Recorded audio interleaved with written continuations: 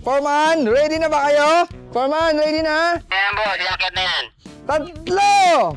So, kailangan may count para tuloy-tuloy.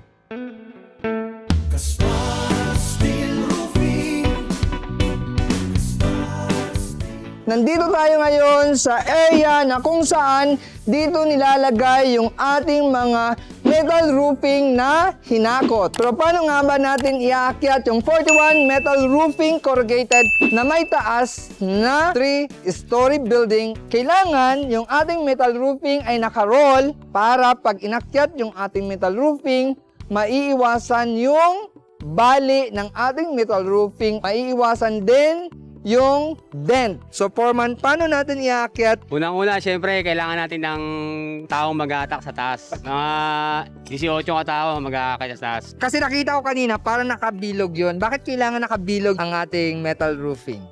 Kailangan kasi natin bilugin para maiwasan natin yung bali. Kasi sa sobrang haba ng yero, di natin mapapansin.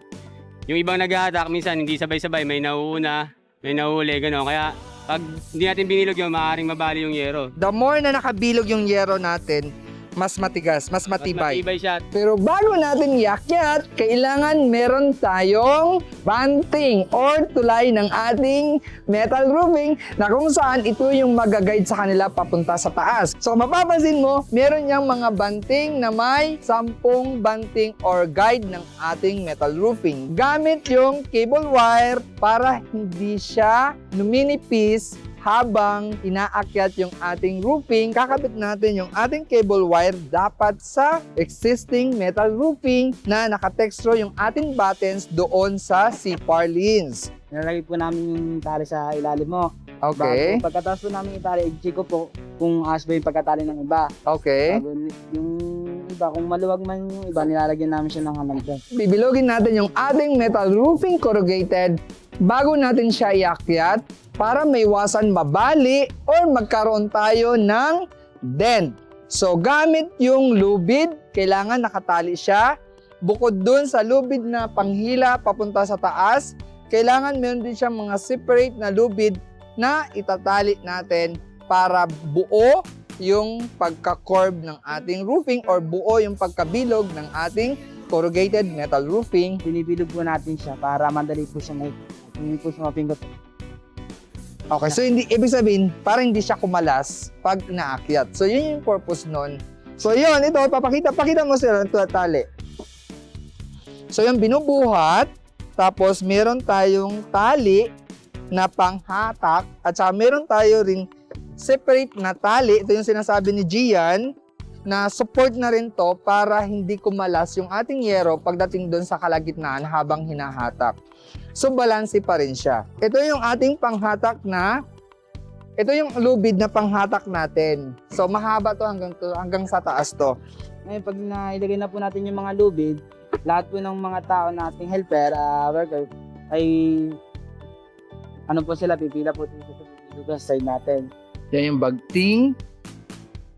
Ang purpose niyan, dyan dadaan yung yero paakyat pataas. So, yan. And then may lubid siya para babalansehin niya ngayon. Siya yung magbabalanse sa gitna para may iwasan yung dent. So, nakalock yan. Yan. Ginamit namin yan para may lock siya. So, talagang fully secured. And then, ito yung buttons.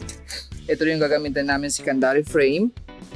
So, dyan siya nakakalang. Tapos nakatextro lang siya.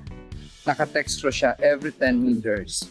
Bago namin ipapakita sa inyo kung paano natin iaakyat yung ating metal roofing, kailangan yung safety ng ating mga worker. So nandito tayo ngayon sa taas na kung saan nandito yung ating mga workers na maghahatak. So kailangan yung ating mga workers ay naka full body harness for their safety. Para safe din ng tao, kailangan naka full body harness. Tapos nakasabit siya sa lifeline.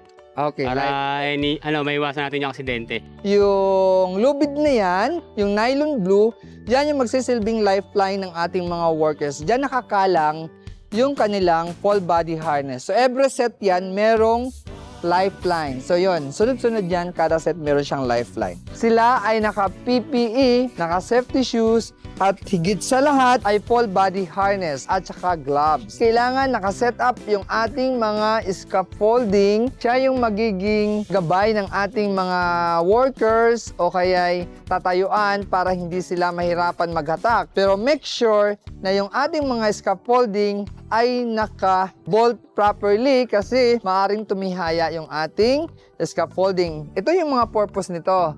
Ito yung support ng ating mga scaffolding para hindi siya mabuwal sa tuwing maghahatak ng ating yero. The more naghahatak yung ating mga workers, malakas yung force nun.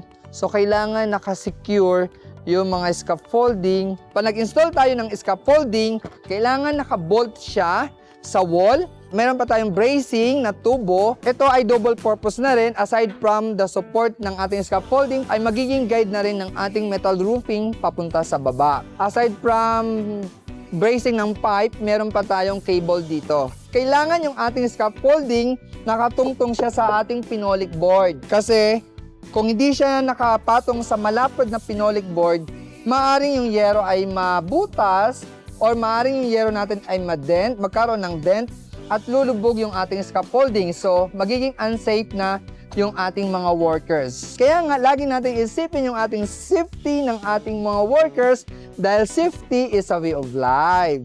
So, meron tayong 10 scaffolding yan. Kada isang scaffolding, 2 at saka 3. Depende yon sa balanse ng bigat ng ating yero. Kung mapapansin nyo, sa bandang kalagitnaan, tatatlo kasi nandun yung halos ng bigat kaysa sa dulo. So yun, iaakyat na yung ating metal roofing. Foreman, ready na ba kayo? Foreman, ready na? Ayan boss, iakyat na yan. 3! So kailangan may count para tuloy-tuloy.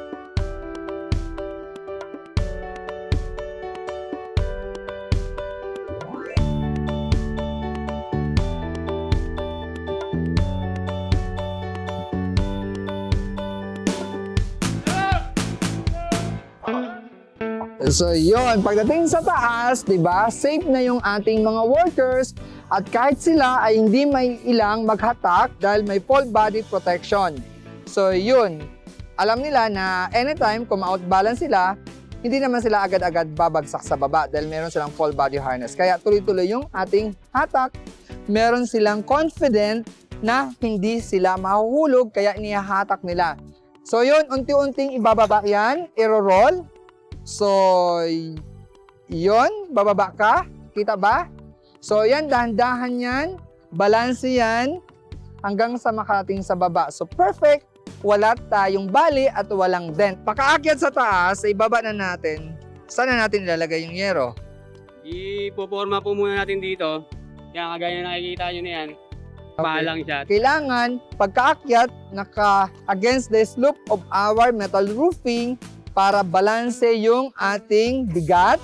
And then after nyan, saka na natin ipapaling na ayon sa slope ng ating bubong para during installation, hindi tayo mahihirapan. Tapos hipunin muna natin hanggang sa maging 10 piraso.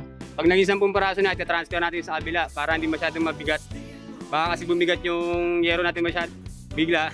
Baka biglang bumigay yung trusses natin sa ilalim, delikado. So, ayun. Kaya kung mapapansin nyo, naka-grupo-grupo yan para yung bigat ng ating metal roofing ay naka-distribute. Tama ba? Tama po boss, tsaka nakatapat yan sa mga trusses niya. So, yun yung Tapat-tapat purpose yan. yan. Para yung bigat ng mga yero, yung trusses yung bubuhat, hindi yung mismong parlina lang. Pakababa ng ating metal roofing, dito siya naka-stored. So, yan. So, kung mapapansin natin, against sa slope yung latag ng ating metal roofing, pero later on, ipapaling natin yan susunod sa slope ng ating bubong. Kailangan meron tayong coco lumber or tungtungan.